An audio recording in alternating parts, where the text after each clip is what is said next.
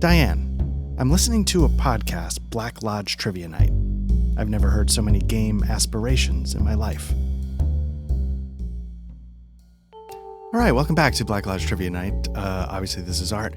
Matt and Patrick aren't going to be here tonight. They are, there's Undercover, and then there's Which Way Is Up. They are in the Which Way Is Up deep undercover this week, so they're going to be out. So what I thought I would do is I would take another crack at trying to figure out the rest of the solo Dragonbane adventure that, honestly, I was having a great time with. Just trying to access my non-sponsored beverage of choice. So if you remember last time, we took on an adventure here in the, I think they call it the Breach. Our character, I'll bring him up, Galvander. If you remember, I barely do. It's an elf thief, adult. Key point, abnormally pale and pasty. Fearful of magic, nickname, the Night Stabber. But the main thing to remember is that I have a map. Now, this map was something that I, got from my parents who were deceased. Let's just say they died under mysterious circumstances, and I grabbed this map thinking, hey, this is going to be important, and I've been trying to figure out where this map points to. The map isn't a map of the world, as you could see, like here. It's sort of like a very localized map. I can tell you the inspiration in my head was in Elden Ring. If you've played that, there's the oil paintings, and the oil paintings, you're trying to sort of line up where the painter was when the work was created. In my head, that's what my map is. It's sort of that kind of thing where I need to, be in the general vicinity to figure out exactly where it lines up, and then hopefully from there I'll figure out why this map exists. But that's just sort of, flavor, backstory to why I'm here. So I end up going to the Breach on my adventures around the world, trying to figure out where to go. And I encounter this little sort of church on the edge of the Breach. And maybe I guess I was probably thinking something along the lines of, maybe the map. I'm not having a ton of luck above ground, maybe something below ground. Maybe that's what it is. I'm not sure. So I come to this church and I run into sort of this, I forget what the creatures are called in this game, but it's sort of like a wolf person, I think Inglefor. And he's like, look, I don't know if I can necessarily help you. It's possible that, there are places in the Breach that look like this. The Breach is this sprawling thing that has not been mapped. It's so big. But if you're going to head down there, and he sort of gives me a little bit of a quest of somebody who might be able to help. And he explained to me that a leader of a sect of demon cultists holds the Worldbreaker Shard, which is the tip of the abyssal spear that created this Breach. That was sort of the backstory. It's like gods and dragons fought, and then like this giant holy spear or whatever crashed into the earth and created this rift. So anyway, they have this spear and they've taken a prisoner. So maybe, I guess the idea was that, I don't know if it was the prisoner that I thought might be able to help me. Maybe, the orc leader, maybe if there's something I had with the spear, maybe he could help me, map it out. I don't even remember what the backstory was, but that's not important. The important thing is that this demon cultist took a prisoner, an orc. Maybe I was just saying he could help me out. The orc could help me out. And so I need to go free him. Inglefor wants the person freed to help sort of get to the bottom of this shard. The prisoner's name is Gorum. And if you remember, I sort of made my way through a couple of parts into the Breach. The first part was a plunging path. Sort of made my way across this rickety bridge, fought a demonic bat. I wanted it to be just a regular vanilla bat, but I didn't see that in the bestiary. So anyway, got my threat level up to 2. Then I made my way to the charred tomb, and I forgot to...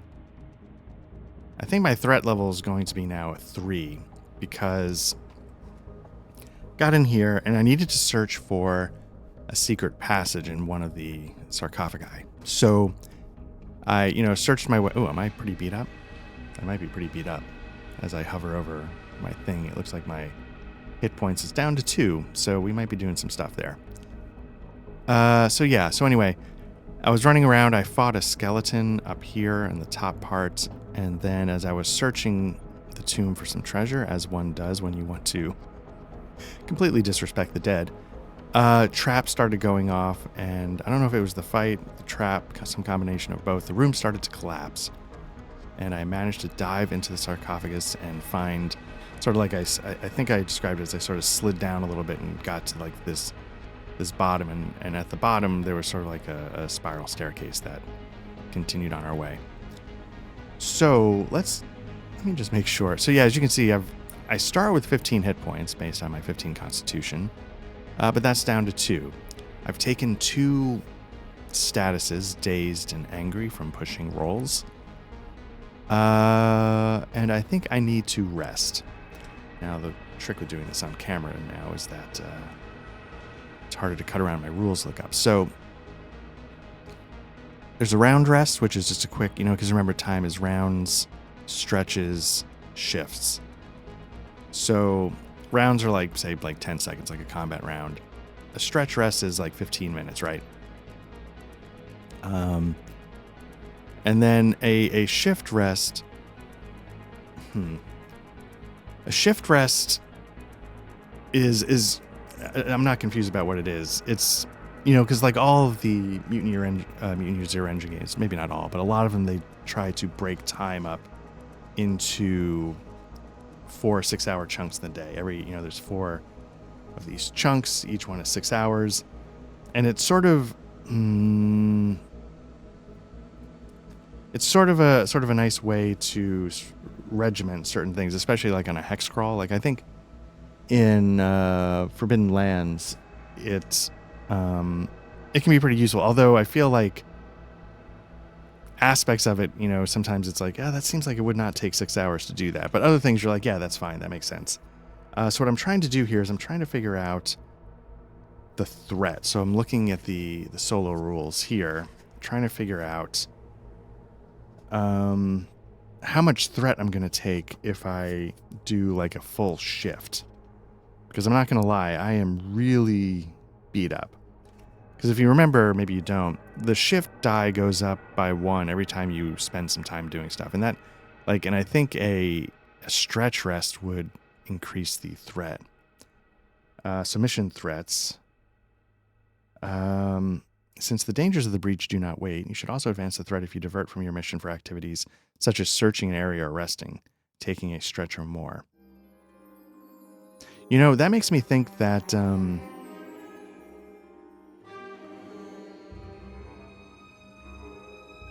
in my mind, a stretch or more, that makes me think like you could take a shift and still only up it by 1. I mean, because that's right, because you wouldn't just be like, I'm going to camp here in the open and light fires and have arrows pointing at me. I feel like you would sort of take precautions. So maybe it makes sense that a shift rest would only advance it by 1 as well.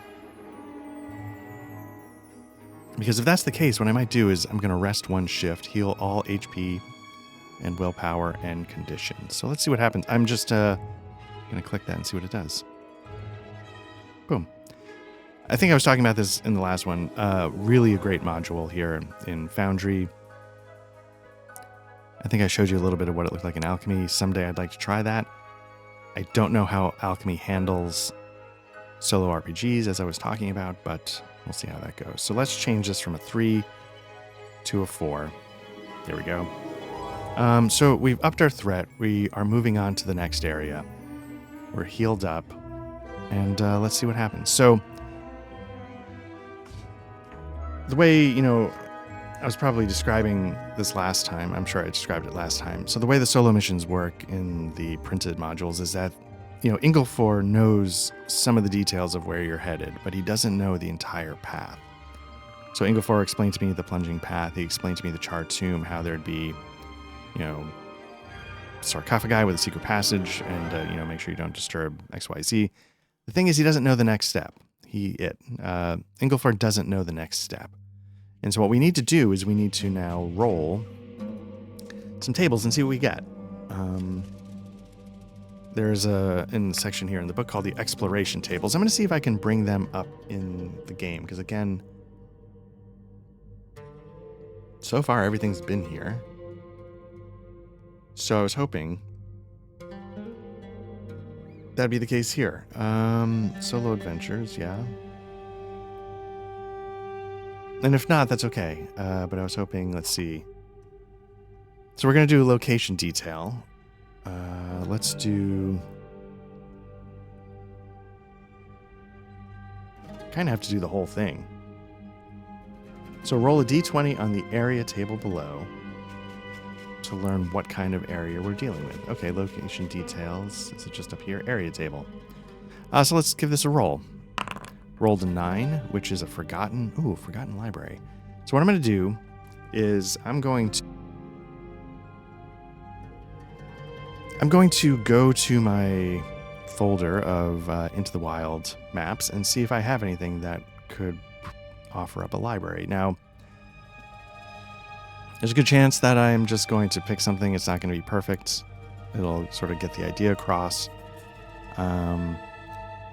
Because it's not too important. I just need something to work, right? So I've got one possibility there. Let me just take a quick look, one more folder, just to see if I've got it. And if not, you know, one thing I'm looking at here that I wasn't paying attention to is that I have the folder from the Kickstarter has map assets. So I'm starting to wonder, does that mean like I can just bring those map assets into like Dungeon Draft? Because that would be kind of nuts. You know, in the past what I did is I subscribed to a Patreon. What's Forgotten Man?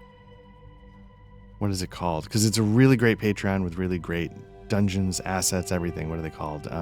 Forgotten Adventures. I'll try to remember to link to that, but I'm really bad at stuff like that. So what I'll do is... Anyway, the point is that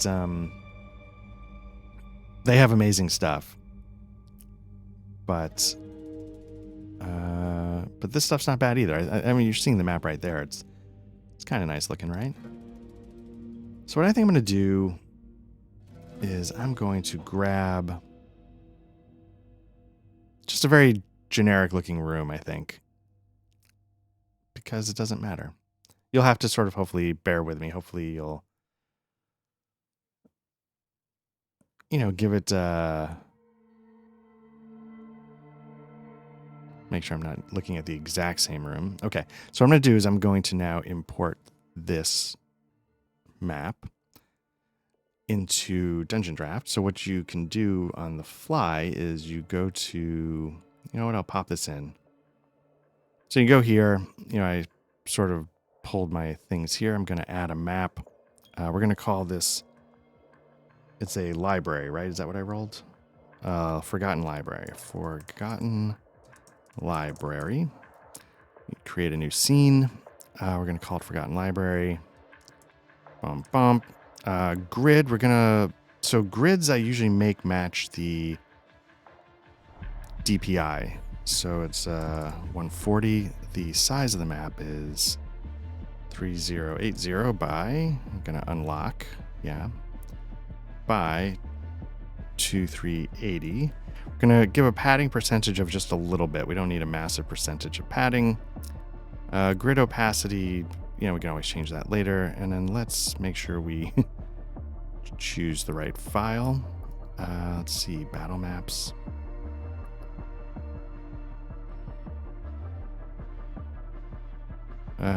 This is Dungeons and Crypts. We're going to add it here. And boom, boom, boom, boom. Sure, let's see what happens. Okay, We've now got our forgotten library. Let's activate that. Let's pop that out. So again, it's sort of a same vibe. And it's, I don't know, it's not 100%, but just pretend that, I'm going to get rid of the pause. Just pretend that, the walls are lined with books. Maybe this central pillar, it's a column that rises, to a vaulted ceiling.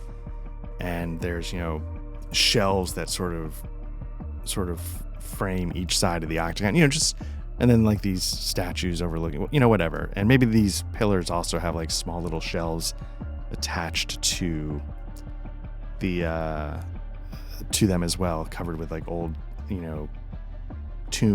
tomes that are, falling apart.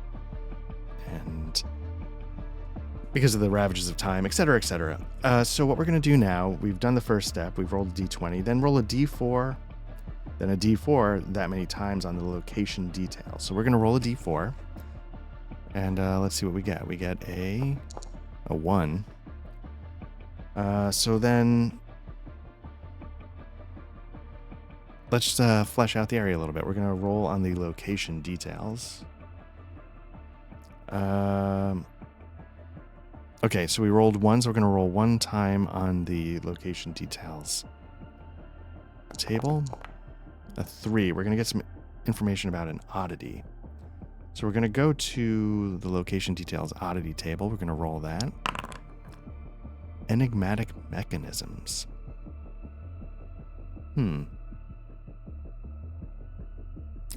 Interesting. You know what? I'm I don't know why.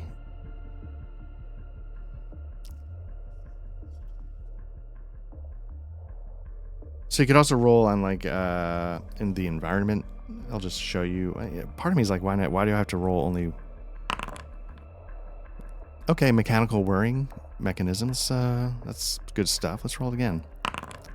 Corded surfaces. Okay, just getting some basic ideas. So interesting. Okay, so maybe. Oh man, this is a lot to think of on the fly. One of my favorite books of all time is The Name of the Rose, and part of the story of The Name of the Rose is this sort of enigmatic puzzle box of a library. And so I'm sort of trying to figure that into this. So somewhere I'm hearing like this whirring sound. And you know what? Let me start rolling some dice for my character. Did I close my character sheet? I might have. So let's take a look at our skills. Clearly, I want to roll something that I've advanced. So as you remember, I had trouble figuring it out, but it's all the ones that are doubled, and they tend to put them all here on the front. I'm going to roll awareness. And you want to roll low in this system, I believe. So that's a success. So with that awareness roll, what I realize is I'm hearing wind. Somewhere in the walls, I'm hearing wind. And what I'm hearing is not just wind, because of course there's the breach, there's like this giant rift, there's going to be wind, if you remember from like the first, like there's a lot of like massive cracks in the earth like that. So it's going to, pull air through and so on and so forth.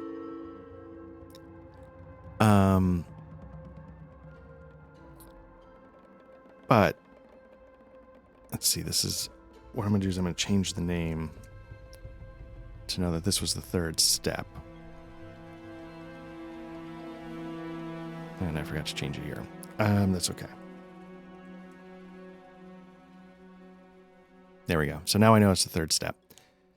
So will pull me onto, let's say we, I wonder why I can't bring my token onto the map. First of all, I need to get we're at a 4 threat. Oh, there's me. Okay, well, come over there, but now I need a 4 threat level.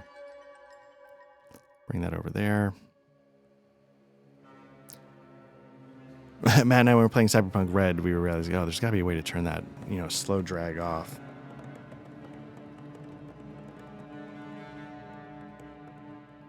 Okay, so what I was getting at, we have this whirring sound in the air. There's a lot of wind. And the reason why that's important is that through the walls, I hear the sound of wind like it's being sort of taken from an area and sort of channeled through very narrow passages. And the narrow passages go behind the walls. And I realize that at certain parts, and these doors are closed. We'll have these doors over here be sort of blocking me. And so I walk over, I check the doors. I'll just have me move into the general area of the place here. These doors are closed, and I can't get them open. So then I start to investigate the room a little bit. So this threat is gonna actually, at some point, is going to go up to 5. So I'll just do that now, because I'll forget. So here we are. We're in the room. The wind is sort of going through the walls, but I'm able to tell that it's not getting, like, it goes to a certain distance and stops. And that's true on both ends. And let's see if there's anybody that comes through, any monsters. There's general yes-no tables here. Sort of like an oracle in Ironsworn, which again makes sense because, as we mentioned last time, the creator of Ironsworn helped work on these solo rules. So we're going to do a fortune chart. Let's start with that. Let's see if it puts it in here or not. Fortune chart is not... Basically, it's a bunch of yes-no questions. So we're going to ask, like, are there wandering monsters here? And you can sort of, I think, tip the scales, more likely, less likely, I believe, by using Banes and Boons. Yeah. But otherwise, we're just going to give it a roll. A 3. No. Okay. So there's no monsters that are wandering through. We sort of check, nothing. We're good. And so then we start trying to figure out how are we going to get through this next set of doors. And I imagine this probably takes a while, but like I said, because I passed the awareness roll, I hear the wind. And that makes me wonder, why is the wind not getting through, and does that matter? What would be blocking the wind? Say the wind gets to about, I don't know, this far, and again, remember, we started over here. And so I start, like, checking the bookshelves, and I guess I'll do another awareness roll, even though this is one of those dumb things where, like,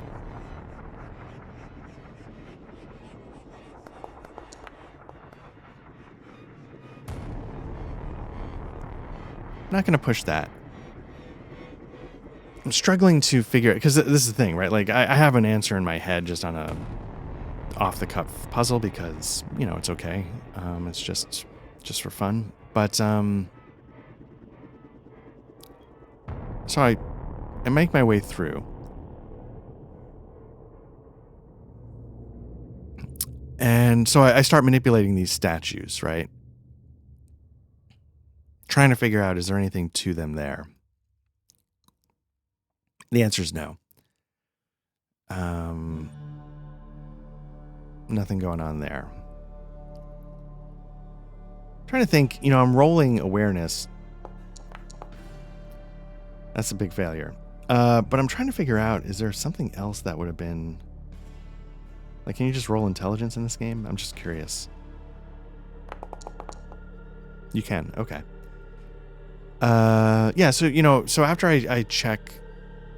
there, I sort of check the central pillar.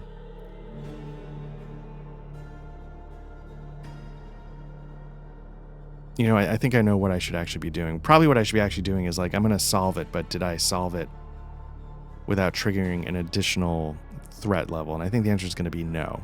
Maybe that's a better way to use that die roll. So, all right, here's what I'll do. So we're going to say at the end of this, because of all my failed die rolls, it's going to take me double the time, which is going to trigger the threat. which is going to release the sort of trio of goblins that are patrolling this area. So that's what's going to happen in a second.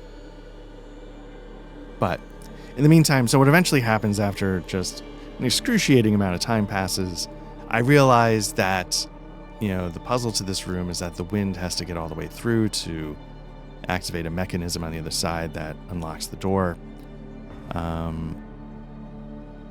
And the way to manipulate that is by, you know, maybe some of these bookshelves rotate or something. So it ends up being one of those classic puzzles where, like, you know, you sort of rotate this one step to the left, but then this one is 2 steps off. And you've seen them a million times in Skyrim, probably in other computer role-playing games as well. And so we get the door open. And I'm like, huh, got it.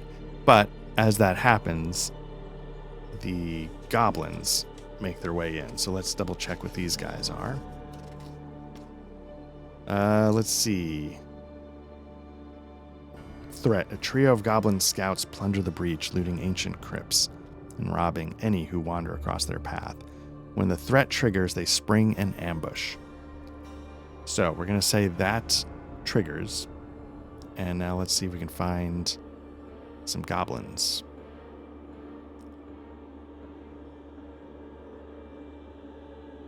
I guess we'll call them like goblin scouts.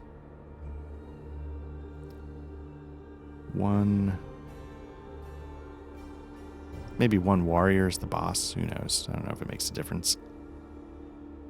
Okay, so these doors are now open. And I know they're supposed to spring an ambush. Well, maybe they were watching me. Maybe they were watching me the whole time because they're just like, hey, man, can you get a load of this guy?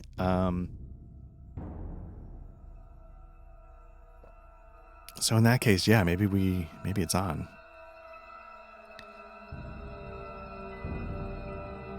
There we go. We got our combat tracker up. Are these guys tough? Because I, 8.9. Inventory. They got some armor. Now, if you remember, this game does armor the right way, meaning that it absorbs damage. So, yeah, so let's begin combat. Goblin Scout goes first. I forgot to put in like the mod that gives them special names. So, yeah, I have to confess, it's been a little while since I played. Movement of 12. So, 1, 2, 3, 4, 5, 6, 7, 8, 9, 10, 11, 12. I know you could do all sorts of things with like walls, and obviously I didn't have time to do that. I am starting to fall off the idea of really setting up all the line of sight and stuff like that. It's cool in theory, and then when you're playing, it's like, okay, hold on. You know, you just end up starting to have to work around it more than I think it helps the actual gameplay. So I've started getting more and more, and like, you know what, we'll just sort of do it on the day, if that makes any sense. You know, just like check your own line of sight. Like, would we have line of sight here? Yeah, let's just check. I feel like, yeah, we're not cutting through the actual, are we? Yeah, let's double check that again. Go from the center of my guy. Yeah, let's say that I could get a shot on that guy. This guy, no. This guy, no. So, but yeah, but this is the thing, right? Like, you don't need all the stuff. Again, it's really great until you're trying to use it and you're like, wait a minute, I'm trying to move here, I can't get through, blah blah blah. And then you're like, okay, hold on, let me just drag you to the other side, and you start making all these accommodations, and it's not really, I don't know. So what we're going to do is we're going to attack with my sling. So let's give that a shot. It's a ranged attack. I don't think there's any bonuses. It's not too far. Please hit. No? Okay. So I think my thing was, oh, right, I need to duplicate me because I can go twice. So what I'm going to do is let me just duplicate. Combatant. I'm just going to have me go at the end, you know, so I'm going to get to go twice here. So I think I can move and shoot. Because I think that's the idea, is that you can do one of each. But let me just double check that because, again, it's been a little while. Actions, free actions. You can draw a weapon, drop to blah, blah, blah, blah, blah. You can move and perform one action. Yeah, that's what I thought. Okay, so I'm going to do that, and I'm going to move. Where am I going to move to? My movement is a 12, so I can go 1, 2, 3. I'm going to go over 4, 5, 6, 7, 8, 9. So what I'm going to do is I'm going to sort of like get in cover, right? So I'll be there, but just imagine like I'm getting into cover so I can take a shot at this next one. And again, I'm going to give it another shot with my sling.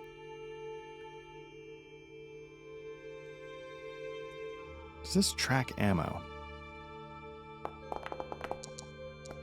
Wow. Miss.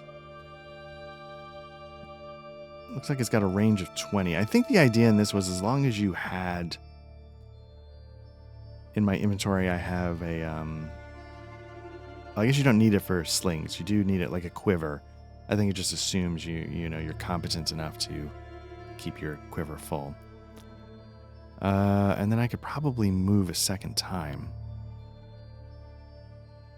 1, 2, 3, 4, 5, 6. Oh, no, I can't move. Oh, no, because I get 2 turns. Yeah. So I'm going to just move to this corner. Okay. We're going to go to the next round.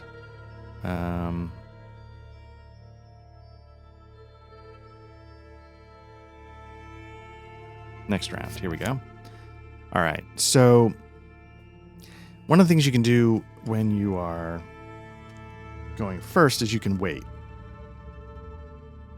Whoops, what am I doing? One of the actions you can do is to wait. And again, it's very helpful. That's one of the things I liked about the first one, is like trying to figure out that puzzle. You know, do you go first? Do you go second? Do you try and, you know, how do you play that out? And I'm trying to find out just where it is, but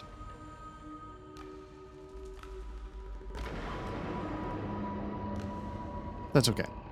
I believe that was, you know, sort of part of the idea. Again, the trick is, now that I'm on camera, I can't cut around exhausting rules lookups, so I'm trying to make sure I keep going. So we'll just call it that.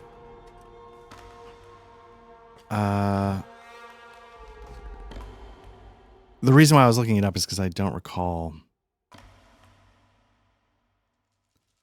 if there was a mechanic. Like in Savage Worlds, you have to roll to see if you...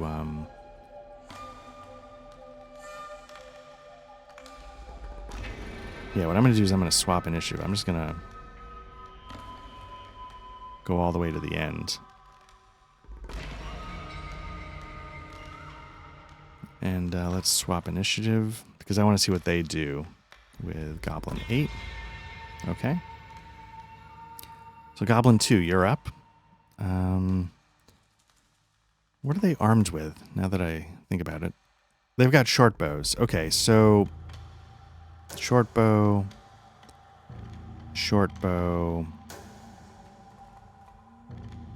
Spear. This guy's actually got to get in my grill. The other two can take shots. So let's see. 1, 2, 3, 4, 5, 6, 7, 8, 9, 10, 11. So he's gonna take a shot at me. The bows have a range of, I guess, like 12. I don't know. It's fine. So let's take that shot. I'm gonna say I'm in cover.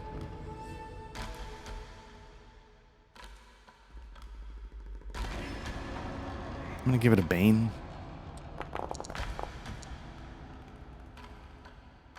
I think it still hits. That's fine. Oof, 6 points of damage. So now I've got armor of, let's see. Got an armor of 2, so I think 4 are going to get through. Woof. Okay. I think we're on this dude. It's going to be sort of the same thing. Let's 1, 2, 3, 4. I have sort of a pincer move. We're going to do that. This person's going to roll again with a Bane. You know what? I can't take cover from both sides, right? So let's say this guy does not get a Bane. 19. Thank goodness that is a miss. Good night. All right. So that's that. The Goblin Warrior now has to actually approach. 1, 2, 3, 4, 5, 6, 8, 9, 10, 11, 12. Doesn't get there, but closing in. And I'm starting to realize this might go very poorly. So let's... What I'm going to do is I'm going to move. Nope. I'm going to move. I'm going to... I got to attack twice, because I don't need to save it for dodging. So I'm just going to give it an attack. I'm going to go with my knife. I'm just going to do a straight stab. Nice. I'm going to do 6 points of damage. Now has a studded leather for an armor of 2, as you can see there. So I'm going to... 4 points are going to get through. 1, 2, 3, 4. And I'm going to attack again, because it's my next turn. Let's try it one more time. Another knife attack. I really need these to hit. So because this is an agility roll, the first one I would have to take is Daze. And I'm not looking to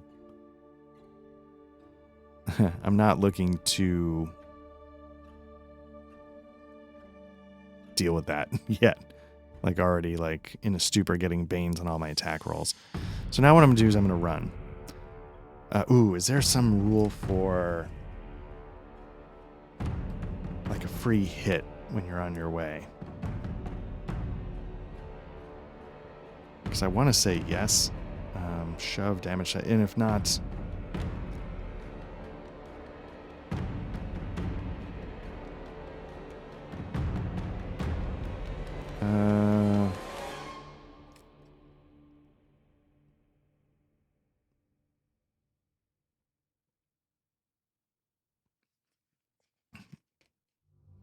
I feel like there would be an attack, but I'm not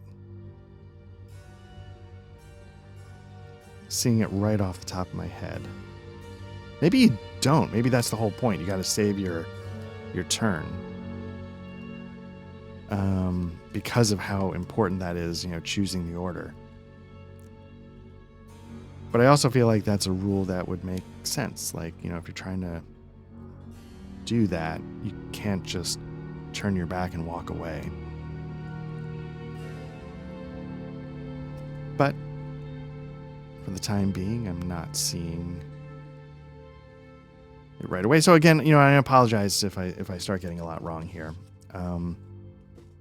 What I'm going to do is I'm just going to say, this goblin's already moved, and that's the penalty. There's probably something in there, but 1, 2, 3, 4, 5, 6, 7, 8, 9, 10, 11, 12. I'm just going to book it. And let's go to the next round.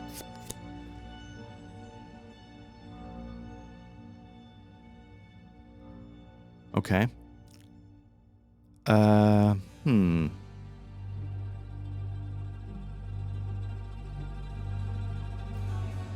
I going to book it? Yeah, I've taken 4 points of damage. I've knocked this guy almost down to half health, but then there's still 2 more. I think I'm going to keep going. So my first move is I'm going to move off the map. Okay. So now what I'm going to do after that is I'm going to... Which one are we looking at? This guy? So it gives chase 1, 2, 3, 4, 5, 6, 7, 8, 9. Boom. Then this guy. Close enough. And then this guy. Now the reason why I'm doing this is because I'm going to give this guy... We're going to do one more thing. This guy's making chase, and maybe he's getting close enough to do something. So we're going to do one round of combat here as sort of like my parting shots, my parting shots, whatever. So it's going to be a knife attack, just a straight stab. 2, nice. Okay, let's roll damage. 5, nice. Okay, so again, it's rolling a 1d8, which is the knife's damage. The 1d4 is my damage bonus for agility because I have an agility of 15. I did 5 points of damage. The scouts have, I'll show you in a sec, they have an armor of 1. So 4 points are going to get through. So 1, 2, 3, 4. It's also going to, let's say that also gets to attack me. And let's roll. Since we're in it, let's make that a short sword. 8, that's going to hit. 6 points of damage. Again, I've got an armor of 2, so another 4 are going to get through. 1, 2, 3, 4. Okay. So now that we've done that, here's how I'm going to sort of wing it. I'm going to roll my stealth. Is it stealth? Sneaking. I get a Bane because of my studded leather, which makes sense. But I keep high, right? Yeah, so I succeed. So then what that means is I shake them. You know, the chase ensues. I shake them. What do you do when you trigger the threat? Does the threat just stay at a 6 and they keep chasing me down, or how does this work? But the point is that I shake them. You know what? Here's what I'll do.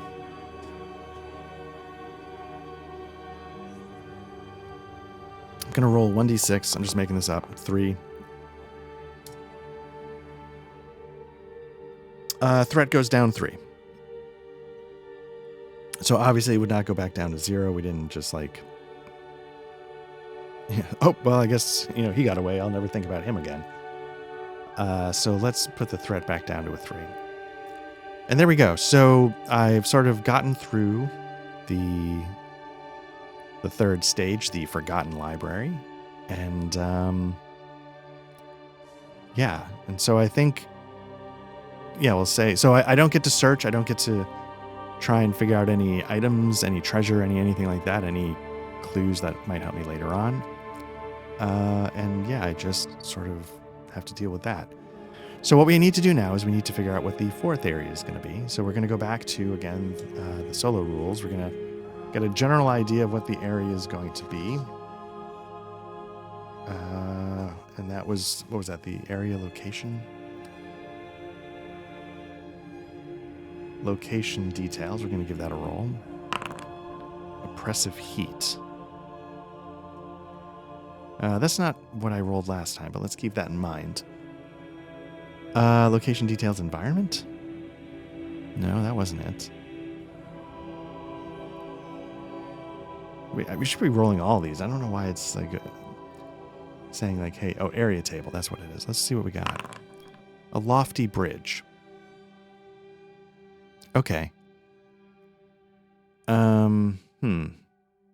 Okay, so let's go back. You know, I need to very quickly see if I can grab another map. That just might make sense. And again, these are all, I think, Tom Kortos. I apologize if I got your name wrong. And it's the Into the Woods Kickstarter. Kartos, I'm sorry, Tom Kartos. He also puts out maps, you know, for free every month. He puts out, what else does he put? I think he's got a Patreon, and hopefully I'll link to that in the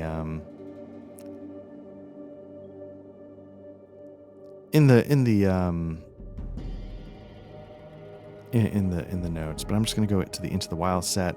You know, yeah, every month, you know, check the link. Hopefully I put it there. And every month he puts out a free map and maybe like a little bit of a free adventure. I'm not really sure. Don't quote me on that. So what I'm looking for is basically a bridge. Lofty bridge. So here's what I'm going to choose. Did I choose one of these already? Plunging path, no. Charred tomb, no. Okay, I'll just use this one. I think all of these are the same. So what I'm going to do is...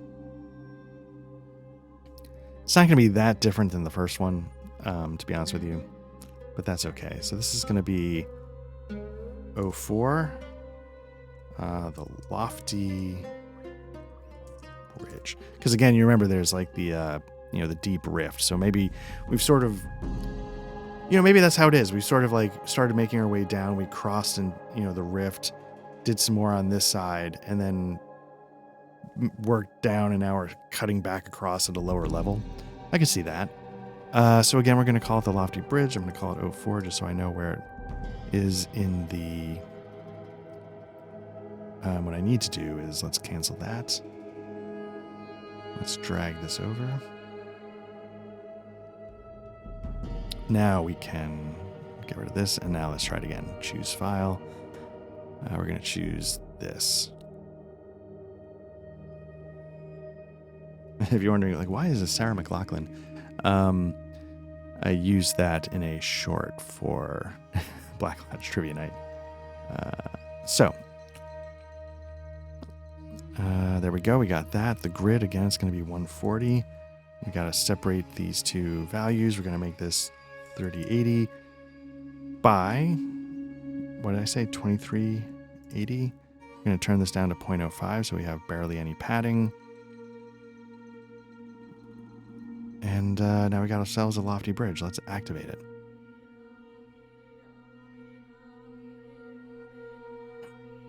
And as you can see, there you go. I mean, you know, not crazy different. We don't need the combat tracker at the moment.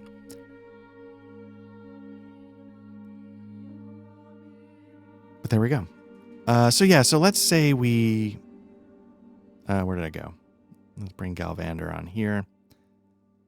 We've got the threat level at a 3.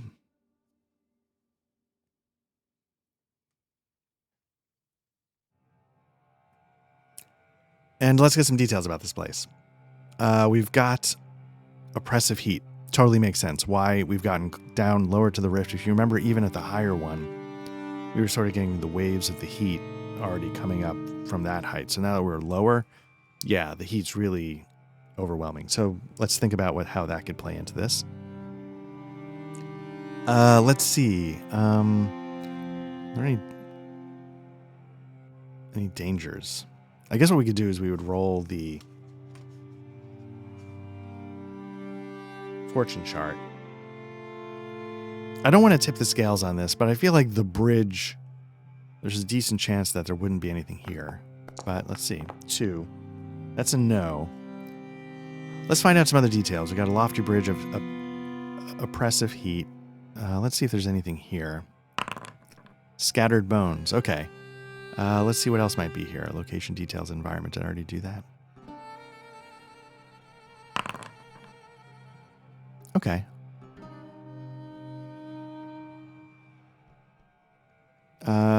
Let's roll an oddity. I don't know if I'll use it. No, we're not going to go with singing skulls. Okay. So yeah, so what we do is we get to this bridge with the oppressive heat and, you know, make our way down. And here we are. We're struggling, to be honest with you. It's the heat is, as it says, oppressive. We're hearing rats.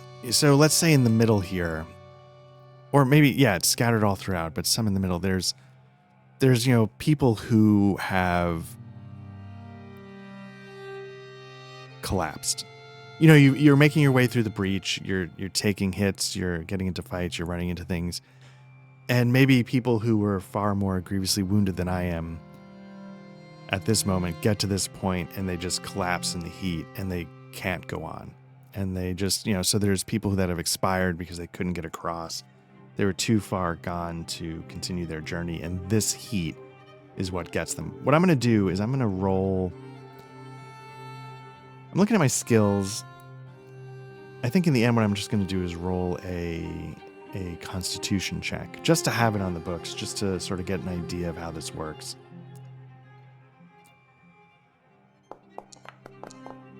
I got a 9, which means I'm going to succeed. So if I had failed, maybe I would have really maybe I would have upped the threat to get across an extra step. But I confess that I'm drawn to all of the skulls. Not skulls, skeletons. So what I'm going to do is I'm going to do a search, which is going to up the... It's going to up this again. Change that to a 4. Badoom. Okay. We'll just put myself in the middle. Whoop, didn't do it. Oh, that's because I'm on the measuring tool. There we go. So I'll put myself in the middle. Just imagine, there's skeletons anywhere. Let's say we saw statues in the other room, in the, what was it? The Forgotten Library. Let's say that the statues, I'm sort of looking at them and I'm realizing, they're not literally, they're literally the same person. I don't know what that means. I don't know. I don't recognize the visage on the statue, but for some reason, this specific person has been honored with statues in multiple locations. Maybe in the library, that person was depicted more as a scholar. Here, it's a little bit more of a warrior vibe going on, but it's definitely the same person. And so maybe there's a little bit of an idea that whoever the people were that followed this person saw him or her, saw them as more than just a normal individual, because it's clearly they are the smartest person and clearly they are the fiercest warrior. And so let's have that be what we're seeing with these statues. And so maybe, that's sort of a bit of lore we would have to come back to and figure out. But I give it a search. What do I search? When you search, do you actually have to search anything? Roll anything? It seems like you would, right? So let's just do it an awareness, I guess. Spot hidden, maybe?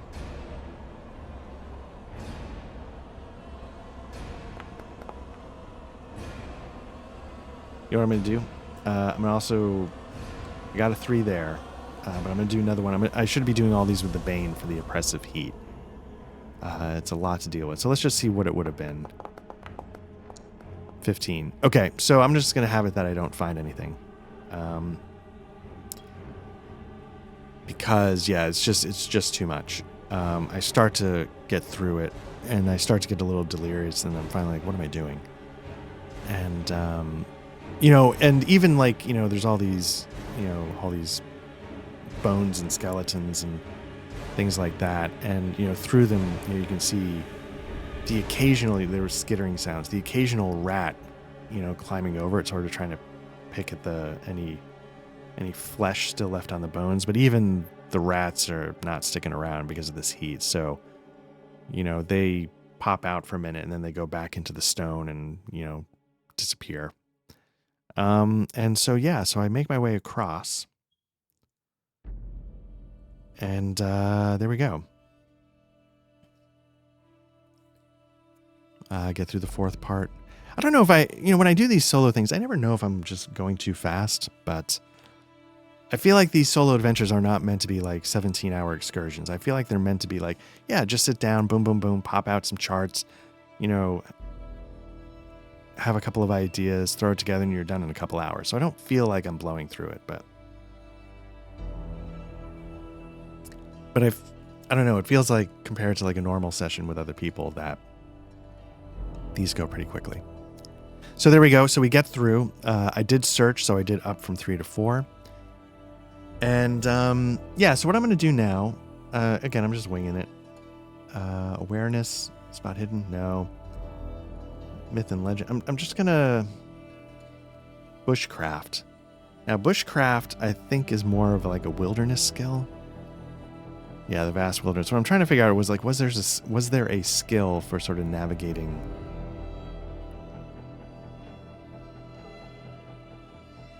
through like tombs and things like that, where getting lost could be an option. I'm not necessarily seeing something. I mean, you have like myths and legends. Oh, that's what I should have done. When trying to remember stories of old times or distant lands, or trying to, like, I am terrible at myths and legends. I'm going to pop this in really quickly. I'm going to give it a myths and legends roll to see about those statues. I'm going to give myself a bane because, again, the heat. Yeah, no, I blow it. Perfect. I've definitely never seen... Here's what I'm going to do. I've definitely never seen that statue, and I'm going to make it a point that, like, the oppressive heat is going to make me forget details. This is going to be what the critical failure is for.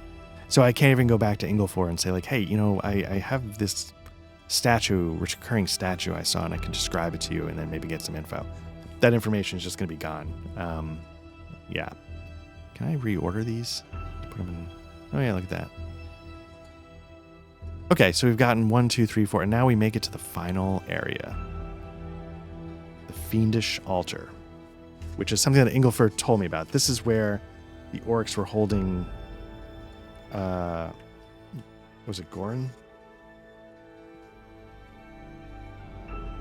The demon cultists were holding the orc Gorum. So let's see. The cultists take refuge here with their prisoner. This is Inglefor describing it to me before I took off. My sight cannot glean their aims, but the blood-stained altar at the center of this chamber has seen countless deaths at the hand of those seeking parley with demonic forces. But I sense fear, hesitation in these cultists. They'll not die needlessly for their cause, I suspect. Free Gorum from their clutches. Okay, so what we need to do is we need to set up a little bit of a thing going on here. So maybe Gorum is meant to be a sacrifice on this altar. I was trying to set it up to make it like, oh, look, you know, there's like this light coming from above somehow, even though we're in the depths. And this is part of the altar's magic, is it filters light from above. And I wish that there was a way to soften the edges of the light. That's probably a lot to ask. You know, it gets the point across. But I did spend some time trying to figure out, like, hey, how the hell do you get this to... So what we need is we need a couple of cultists. We need an orc. We don't... Is there a chief cultist? No. So I'm going to drop a couple of cultists. How many did it say?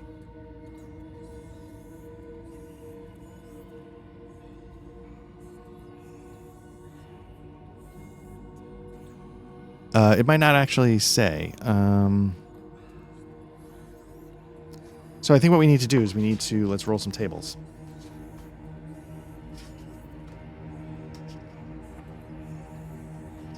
We need to go to the fortune table.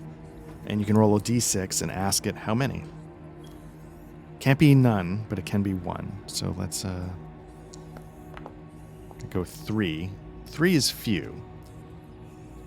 To me, that's 3. A couple is 2. A few is 3. 4, you know, several could be 4 or 5. Numerous could be, you know, the whole group. So I'm going to say there's 3 working around this. We need an orc.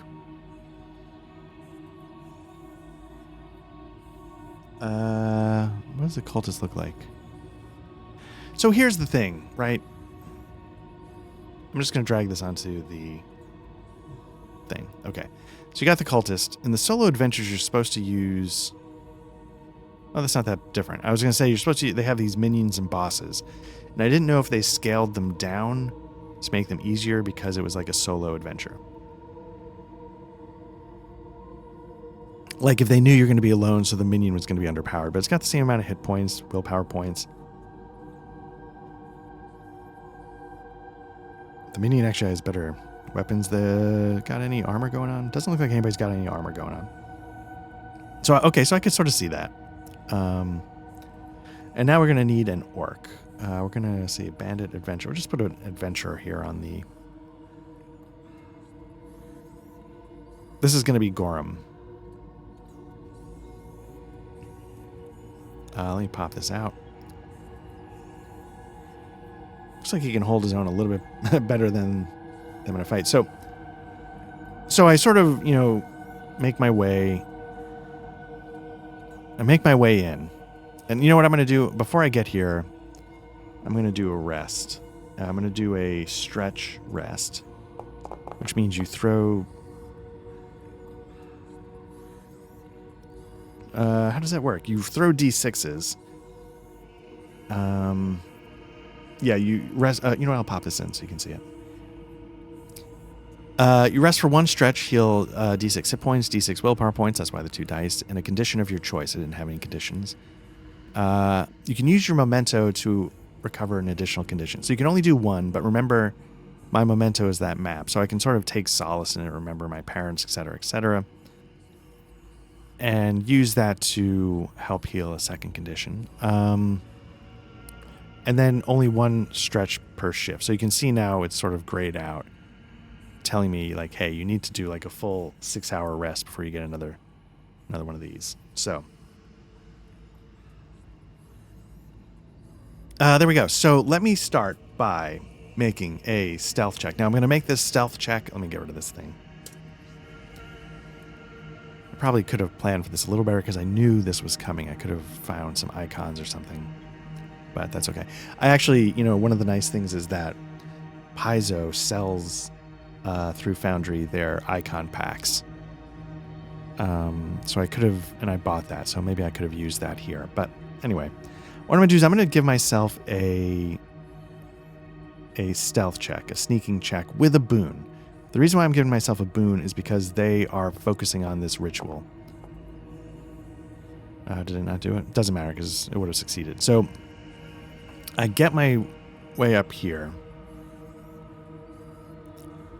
And yeah, I see that Garum is being sort of moved towards the platform. They're setting him up to be this sacrifice of sorts for this demonic cult.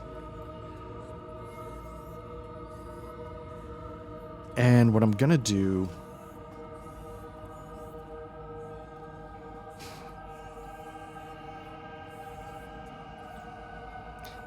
I'm going to sort of... Okay, so I sort of get lay of the land here.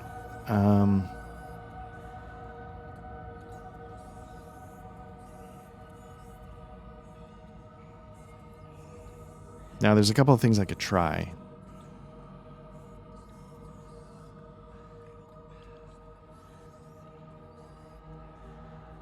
Is the knife... So there's all these sorts of things. What I could do is I could try, like, sneak attack.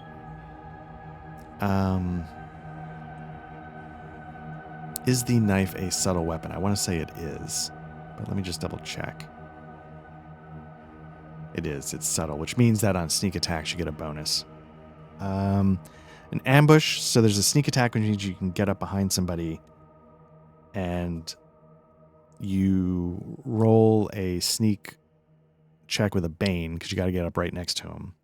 And if you do, you get like bonus dice on your damage. You get to go whenever you want. The person can't dodge it. The person has no armor, so all the damage is going to get through. If you do an ambush, a special kind of sneak attack, lying in wait for an enemy and attacking as it passes by. In this case, each victim makes an awareness roll to spot the ambush with a bane if the attackers are well prepared. Okay. So what I'm going to do... I have no idea. Sorry, I might have just bumped the mic. I have no idea how to actually adjudicate this, but what I'm going to do here is I'm going to set myself up at the top of these stairs, and I'm going to sort of try and create a distraction. So I don't even know. Is that something I would need to roll, right? Like, how hard is it to like... I'm not going to be like, caw, not that kind of thing, but like I'm going to make some like rocks tumble or something, so maybe in my pouch, I take some of my sling stones and I sort of bang them against the wall. And let's do some awareness checks. Skills. For the cultist.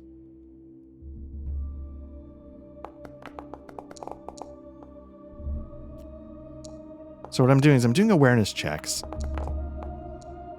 Not to see if they actually notice, but to see if they're aware of like, oh, wait a minute, that was like a bit of an unnatural sound. They all failed.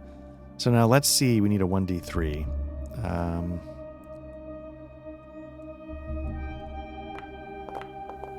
1. Okay, so one guy's going to come up. So, So now, normally what I would say is, you know, I would need to roll a sneak attack to get up close. But because they're coming to me, I'm going to skip that. Now, this person needs to roll an awareness with a Bane to spot my ambush.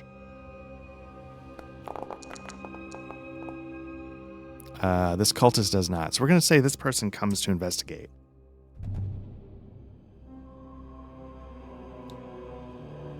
And let's see how this goes. We're going to enter into combat. I don't know if this is the right way to do it, but let's see. I get to go first. So first and foremost, I'm going to duplicate combatant. And now let's begin combat. So now the cultist is going to go last. I get to go first. So let's swap initiative with Art 9. So there we go. So now it's a sneak attack. What I get to do is I get to attack. If you succeed so I attack with a boon, I think. Oh, maybe not. Oh no, you get a boon on the attack and the target can neither dodge nor parry. Using a subtle weapon increases the damage by 1 die. Sneak attacks are always performed individually by one attacker against one target. So I just get to go for it. I get a boon on the attack for this opening attack. So let's start with that. And let's see how much damage I can do in one go. I'm just going to do regular business. I'm not going to try and find weak points or anything like that. I'm just going to...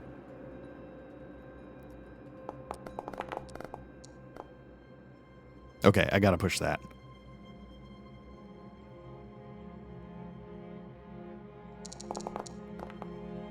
Oh, goodness. All right. Unbelievable. Okay. So now I get to roll damage.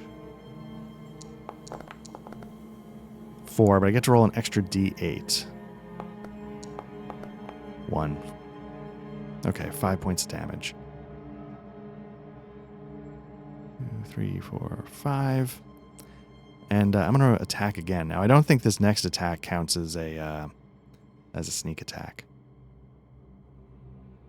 But now I'm dazed, so this could all go very poorly. Scared. I'm going to push the crap out of this because I want this guy to go down. Wow. Okay. Fantastic. Man, I'm terrible. Okay, so that makes it the cultist's turn. The cultist is going to...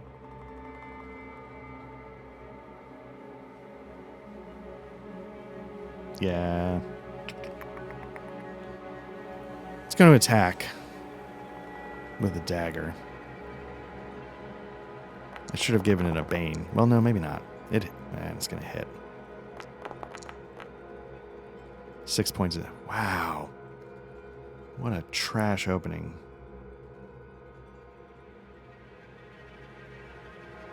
Huh. Okay. So now it's on, right? So we're all in combat. So let's add them to the party. Okay. Next round.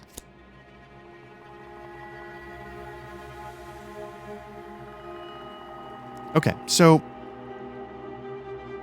first and foremost, well, no, we'll do that when we get to Gorham's turn. We got this guy. Let's pop it out. They can move how far? 10? 1, 2, 3, 4, 5, 6, 7, 8, 9, 10. Yeah, it's fine, whatever. Next up is the adventurer. I'm going to have the adventurer, Gorham, give me, let's see, do they have stats? I'm going to pop this in. Just trying to see if they have like a general strength skill. And I'm not seeing it. I'm not seeing stats for the person. So what I'm trying to do is I'm just trying to roll to see. Kind of like, could they break their chains, so to speak, right?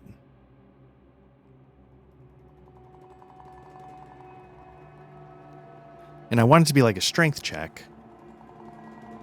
Like, can they shake what they were trying to bind them with? And I don't know how to do that. Because they don't have...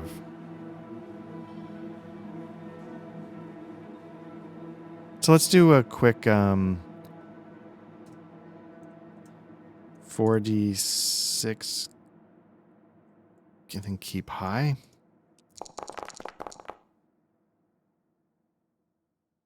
That doesn't look right. Oh, that's why. Roll 4d6. Then you do keep high 3. That's what I forgot. It only kept the highest of the 4 dice. So it's got a 10 for... So it's an average... but an orc... Let's make it a 12. Oh, he... Gorham breaks out with a vengeance. Okay. I don't know how to adjudicate that, but, you know, just rolled up a quick make-believe strength skill. And, which makes sense. It's got a D4 strength bonus. And there we go. So, Gorham's in the mix as well. So he's just going to go and attack, rush over here, and jump this guy. You know, I gave him the distraction, the window to... And, and then he blows. You gotta want to live, Gorham. Draw as a result from mishap. You hit yourself by Oh my goodness. Holy crap. Okay, so the damage... Okay.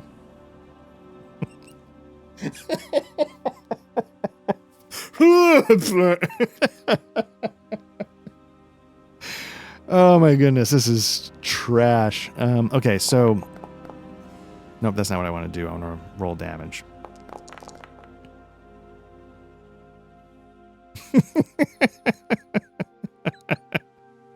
So he doesn't get to strength die of a D4. So what did he roll? He rolled an 11 on the 2D6. He's got an armor of 2, so 9 are going to get... Oh my god. 5, 6, 7, 8, 9.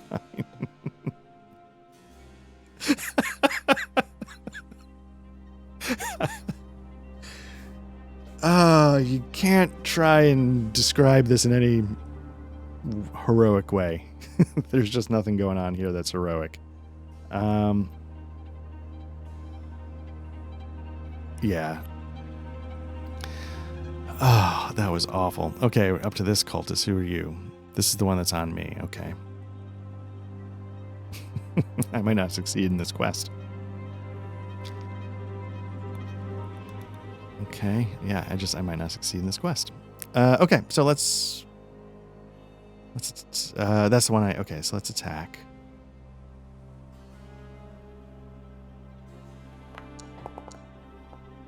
Okay.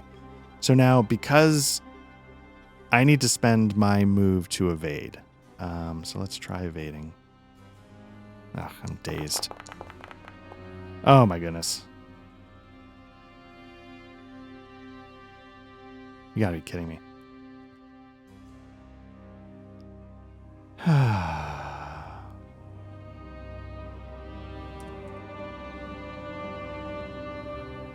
Let's see what this mishap table gives me. Well, it can't be that, right? It can't be... So maybe I go prone. Maybe I fall down. Nope, I don't go invisible.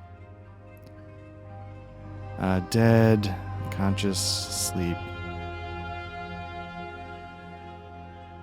Prone. Okay.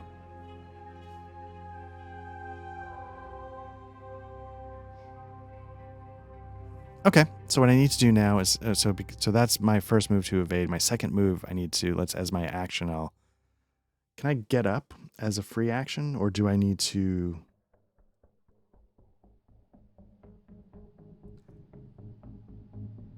I'm going to say that I can... Oh, there is a free attack. Okay, if you're standing within 2 meters of an enemy and then move away from that enemy, you must make an evade roll. The roll does not count as an action. Okay. Okay. That's good to know. So I'm going to spend my quote-unquote movement to get up. And then I'm going to attack with my knife.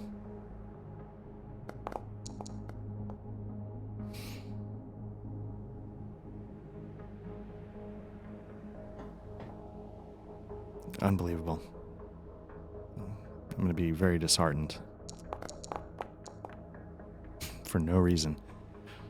Crap.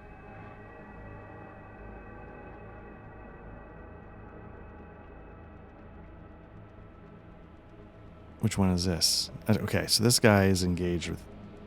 Man, like, so terrible. So let's see what they attack with. They attack with... a dagger.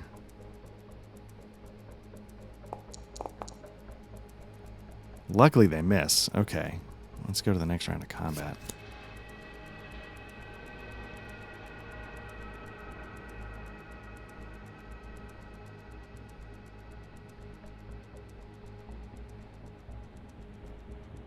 So this person's pretty hurt, but not like on death's door. We got 7 points of damage. Like it would take a real shot to knock this person down.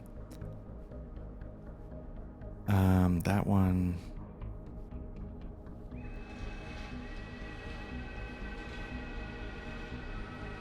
So here's what I do.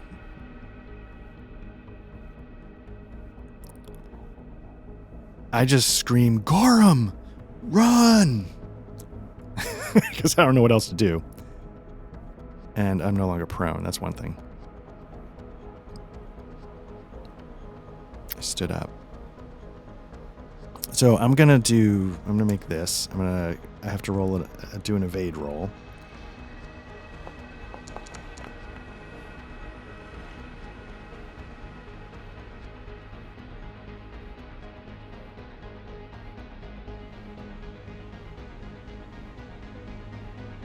Wow. Okay.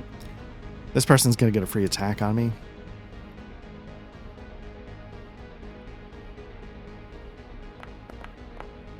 Oh my goodness. Roll damage.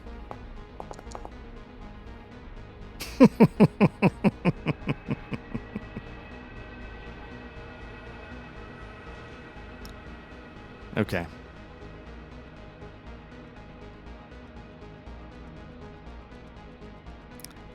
One, two, three. That's the wrong guy. That's the adventurer who's in worse shape than I am, but not by much. So 6 points are going to get through. 1, 2, 3, 4, 5, 6. Okay. And now I run. Nope.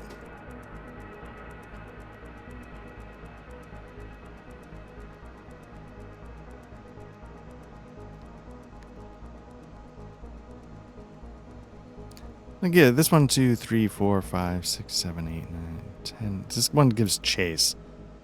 This one's going to attack.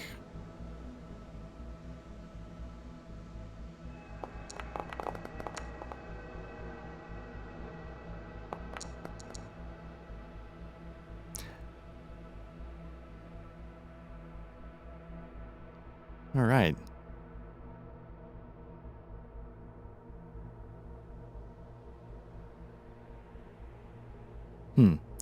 So as you can see, Gorham is down.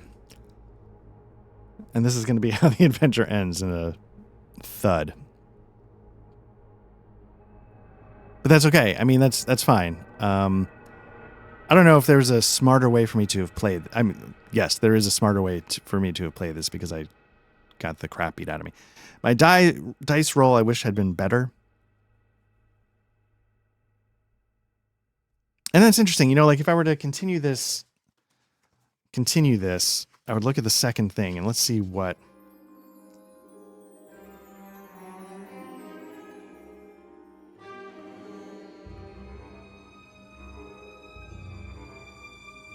Okay, so Gorham knows the location of the outpost that where this shard might be at. So that's Ingolfur's reason for wanting to talk to Gorham. I wanted to talk to Gorham because I was hoping Gorham could fill in details about the breach so I could sort of check in on my map and figure out what's going on. So what I would need to do is Gorham's down. I interrupted the sacrifice. The sacrifice did not go down. So that's a win, right? I interrupted the sacrifice by having Gorham get killed incorrectly. He didn't die in a process. He died in a fight. So so I thwarted that, right? So win-win. But in the end, yeah, I did not get Gorham free. I did not get Ingolfur the chance to talk to Gorham. And we're going to say I managed to escape by the skin of my teeth. I'll sort of pop myself in so you can sort of see. Like I'm hurting, so you can see why I'm running, right? I don't have a shift rest available to me. Round rest is only going to give me willpower. I don't need that. I need to truly heal. So, all bloodied, injured, I make my way back, through the passages of my journey. Let's say they're long gone. They've moved on to other areas. Make my way out of the crypt, and head out across the plunging path and back to the church. And so I report to Ingolfur what happened, and obviously he's saddened, not so much because Gorham was a longtime friend, but he is saddened, that poor Gorham was killed by the cultists. But he's also disappointed in a little bit that that the information still remains out of reach, and that we'll have to figure out another way. Well, that he'll have to figure out, that Ingolfur will have to figure out another way to, obtain the information. Where is that cultist outpost? Where are they originating from? Because clearly the moron he asked for help did not come through. So there we go. We're going to call that the end of this solo adventure. Not the ending I was hoping for, obviously, but it's probably the ending I should have expected given my incompetence in general. So overall, I'll just, I think Matt and I might talk more about Dragonbane as a whole later on. But I just wanted to say that, I'm coming back to it in the second part of this. It's been a little bit, so I was a little rusty, so I apologize for that. But I still love the system. I still feel like it's a great mix of the kind of... It's sort of an interesting thing, like the smoothness you expect from 5e, even though 5e is actually not that simple of a system. Mixed in with what I was saying in the past, some of that old school D100 cruft that I like. So really enjoyed it. Again, I talked about, why, one of the reasons why I preferred this over 5e. I like, how armor absorbs damage. I like the sort of special attacks. I never did them, but I like the ability to... No, I don't want to do that. I'll show you. I'd like the ability to have find weak points, topple, disarm. I don't know if that's in 5e or not. I truly can't remember. It's really interesting just how impactful Banes are. And, that's probably true in Dungeons and Dragons as well. I don't know if there's a way to voluntarily take on a Bane in Dungeons and Dragons. I like that in this game, you can incur that risk. What I needed to understand was that I didn't understand the true weight of that risk, right? So I would take these conditions, and I would just watch it kill the rest of my combat effectiveness. Like in that last thing, if I had not taken that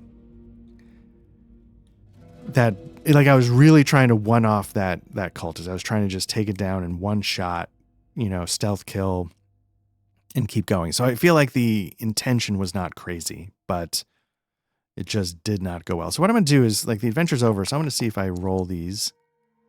So what you want to do is you roll your skills that you blew. Man, I've passed. And so what you want to do is you want to fail, right? So I figured Myth and Legend at a 5, I was going to fail it. I didn't. I got a 4, so that doesn't go up. Okay, so none of those increase. And now, so what you do is you give yourself experience points. Let me figure out where that is. Let's see. Experience, page 29. So basically, like a lot of Mutant Year Zero engine games, you ask yourself a series of questions. 1, did you participate in the game session? Yes. 2, did you explore a new location? Sure. Did I defeat one or more dangerous adversaries? Yeah, I did beat the vampiric bat, believe it or not. Did I overcome an obstacle without using force?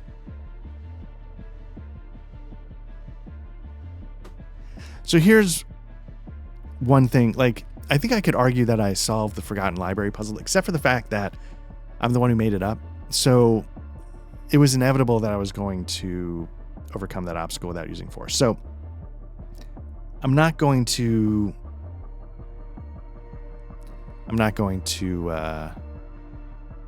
worry about those. So in that case, it's going to give me 3. What would be good ones to use?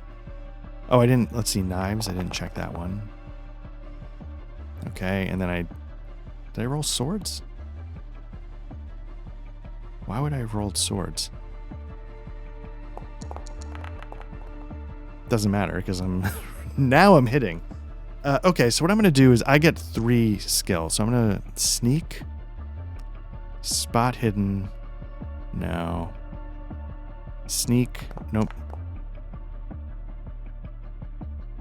Okay, I guess spot hidden's 1, and knives. Wow.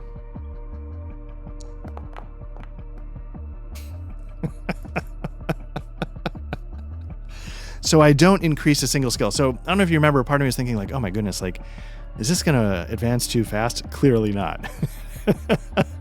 Because I just went like 10 for 10 on successes when I wanted to fail. When I needed to succeed earlier, couldn't hit the side of a wall. So,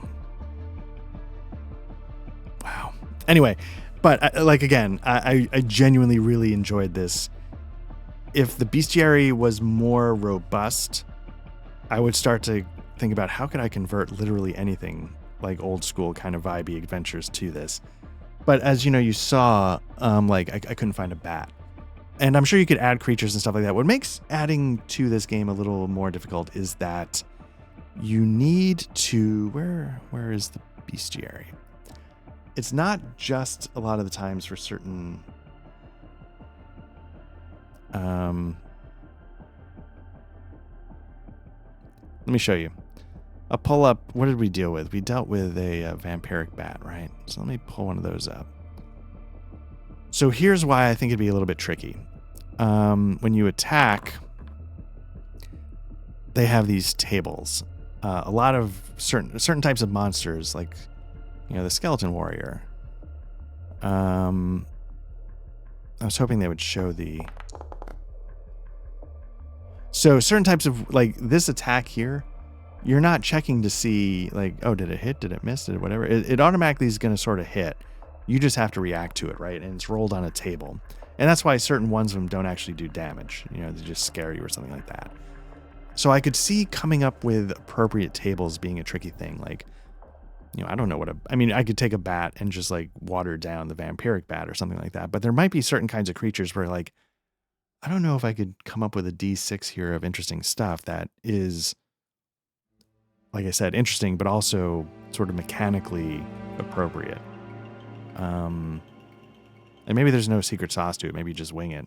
And maybe there's a way to bring Forbidden Lands monsters in, because I think Forbidden Land monsters have that similar table. But again, the mechanics are a little different, so I don't know if it'd be a one-to-one translation. So that could be, I guess that could be tricky. Or maybe you just say, hey, you know, you got, you know, I'll pop this in really quickly. I mean, you got your standard fare, so it's not like, it's not like you can't make it. You got your, you know, you got your spiders, you got your skeletons, you know, you got basic stuff. you got common animals, but no bat. Got some elementals, gnomes, so you got some stuff to play with. It's not nothing. Typical NPCs, like a thief or a guard, so you got, but sometimes I could see like a few holes popping up where all of a sudden you're like, oh crap, if you were sort of trying to wing it on the fly, like, and then a bat, oh, there's no bat. Sorry, make that a boar. Oh, nope, no boar. Maybe there was a boar, but you know what I'm saying, right? Because otherwise I would love to really focus on this system a lot and use it as like a potential one-stop shop. In my head, that's still potentially Mithras, but Mithras is very, very crunchy. But with this format, maybe we'll give it a shot. But yeah, so I'll hold off on some of my thoughts because I think Matt and I might, because I think Matt did a little solo Dragonbane. I don't know if he recorded it or not. So if he did, though, I think we're going to talk about it a little bit later on this month, in the month of February. Fingers crossed. That's when it's coming. And so I'll save most of my thoughts for there. But otherwise, I had a great time playing this game. I hope it was interesting to watch. And I hope at least it was funny how badly I crashed and burned at the end. Because that is my move. Anyway, this has been MacLeod Trivia Night. Obviously, we are an actual play podcast. We have audio versions of all of our stuff. Just search for MacLeod Trivia Night wherever you get your podcasts, and we should pop up, but you've already found us here on YouTube if you're watching us, if you're watching this, so we appreciate that as well. If you want, like, subscribe, leave reviews, all that kind of stuff. We're on I was going to say Twitter. Do we call it X? I feel like that's letting them win. Yeah, we're on X. We're on Blue Sky. We have Mastodon, but that wasn't getting too much traction. So yeah, not Mastodon, Blue Sky. And so I've sort of let that fade. But yeah, Blue Sky, X. We have a Discord. The invite link is in the show notes if you want to jump in and talk about RPGs. We're just getting off the ground, so there's not a million people there yet, but we are, trying to get people together that, want to talk RPGs. If you want to, jump on in. But otherwise, we appreciate you checking this out regardless, and thank you again. We'll be back soon with more RPG stuff.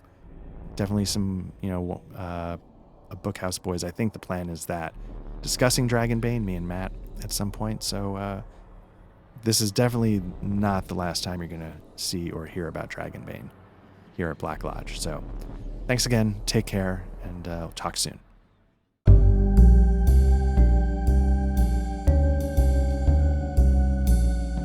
The music during the RPG session in Foundry was provided by the Foundry module Tabletop RPG Music and composed by Ian Fisher. You can find his Patreon at www.patreon.com/tabletop RPG music, all one word.